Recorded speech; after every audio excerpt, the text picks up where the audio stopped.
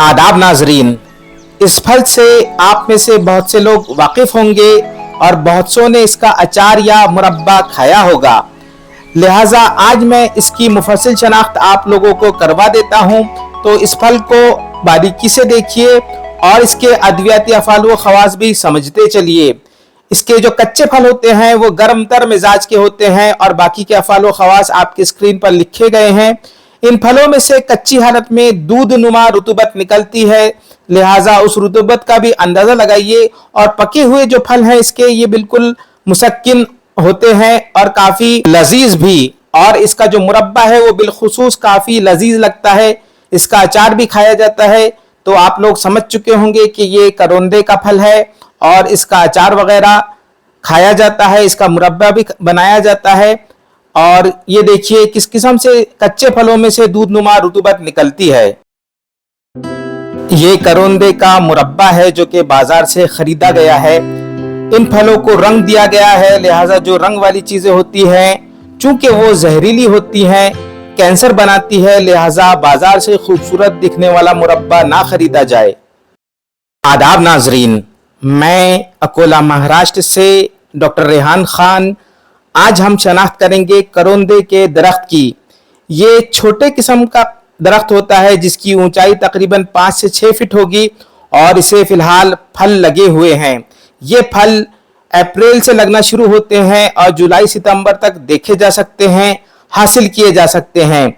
इसके हर हिस्से को बारीकी से देखिए। और इन फलों को हासिल करना थोड़ा सा दुश्वार होता है क्योंकि इस दरख्त के अंदर काफी कांटे होते हैं, लिहाजा एहतियात से इन फलों को तोड़ना होता है। इसके पत्तों को बारीकी से देखिए, ये इसके मुकम्मल नशोनुमा पा चुके पत्ते हैं और बाकी फूलों के बाकियात वगैरह और कांटे और बाहर हिस्से आपको नजर आएंगे। और इसके जो अफ़ाल व ख़वास तिब्बी एतबार से हैं वो भी मैं आपकी स्क्रीन पर लिख देता हूँ, तो उनका भी इस्तेमाल करना है। बिलखुसूस इसकी जड़ का दवान इस्तेमाल करना ज़्यादा बेहतर है। इसके फलों का अचार व मुरब्बा तो खाया ही जाता है, लिहाजा इसके पत्तों को बारीकी से देखिए। इसके जो नए पत्ते हैं वो मुख्तलिफ होते हैं और जो पुराने पत्ते होते हैं जो मुकम्मल नशोनुमा पा जाते हैं उनका रंग बदल जाता है और वो गहरे हरे रंग के हो जाते हैं। तो ये देखिए, पैमाइश पट्टी की बिना पर आप इसके नए पत्तों की जसामत का अंदाजा लगा सकते हैं। ये तकरीबन 2 सेंटीमीटर लंबे हैं और मुकम्मल नशोनुमा पा जाने पर इनकी जसामत तकरीबन 5 सेंटीमीटर की हो जाती है। तो की रगे नुमाया होती हैं और जालीदार होती हैं और पुश्त की जानिब से ये पत्ते कुछ इस किस्म से नजर आते हैं। सामने से और पीछे से काफी मुख्तलिफ होते हैं ये पत्ते और इनकी उरूक की बुनियाद पर मंतकी एतबार से हम ये कह सकते हैं कि इसका मिजाज गर्म उतर है, जिसकी तस्दीक जो है वो हमारा अमली तजुर्बा कर देता है। तो ये देखिए पत्तों के जो सिरे होते हैं वो किस किस्म से होते हैं। दूसरे कैपेरेसी खानदान के जो पत्ते होते हैं उनके सिरे पर काटा होता है। अब इसके तने का मुआयना कीजिए। ये दरख्त काफी खारदार होता है लेकिन इसके तने पर फिलहाल कांटे नहीं हैं, लेकिन इसकी शाखों पर काफी कांटे होते हैं जिनका मुआयना मैं आपको आगे करवाऊंगा। लेकिन फिलहाल बारीकी से इसके तने को देखिए। इस तने का जो रंग है वो भूरा नहीं होता बल्कि थोड़ा सा जाफरानी रंग का होता है। और ये इसकी जो हालत है तकरीबन मई जून में इस किस्म की इसकी हालत है। इस दरख्त का मुतरादिफ लातीनी नाम कैरेसा कैरेंटस भी है, लिहाजा उस नाम से भी इसे ढूंढिए। और ये देखिए किस किस्म से खारदार ये दरख्त होता है, काफ़ी कांटे होते हैं इसके अंदर, लिहाजा इसको पकड़ना काफ़ी मुश्किल होता है। लिहाजा दस्ताने वगैरह पहनकर ही हम इन फलों को हासिल कर सकते हैं। और जो कांटे हैं उनकी जसामत का भी आप लोग पैमाइश पट्टी की बिना पर अंदाज़ा लगाइए। ये कांटे किस किस्म से होते हैं, काफ़ी नोकीले और चुभने वाले होते हैं ये कांटे। और इसकी जड़ जो है वो किस किस्म से मुख्तलिफ अमराज में मुश्तमिल है उसे भी पढ़िए।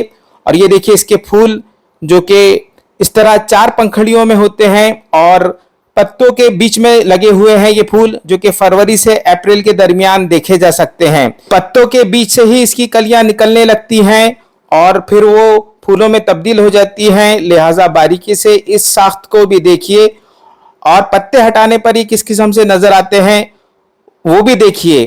खूबसूरत से खुशबूदार इसके फूल होते हैं जो कि फरवरी से अप्रैल के दरमियान बआसानी देखे जा सकते हैं।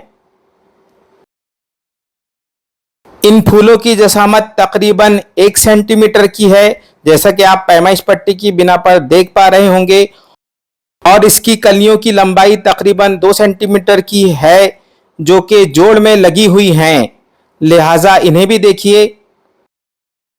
ये इसके पके हुए फल हैं, जिनकी जसामत तकरीबन 1.5 सेंटीमीटर की है। हालांकि ये फल मुकम्मल तौर पे अभी पका नहीं है, यानी ये आधा कच्चा है और आधा पक्का है, जो कि मुरब्बा व अचार डालने के लिए बहुत बेहतर समझा जाता है। तो ये देखिए किस किस्म से रुतूबत इससे निकल रही है। मंतक के एतबार से भी देखा जाए तो चूंकि इसमें से दूध की तरह की रुतूबत निकल रही है, जो कि लेजदार भी है, लिहाजा मंतक के एतबार से अगर पढ़ा जाए तो ये दरख्त का फल मुकव्वी होना चाहिए। इसी बात की तस्दीक तजुर्बा करने पर भी हो जाती है। लेकिन इसका जो मुरब्बा या अचार है वो बाजार में जो फरोख्त किया जाता है वो मिलावटी होता है, लिहाजा उसे इस्तेमाल ना किया जाए।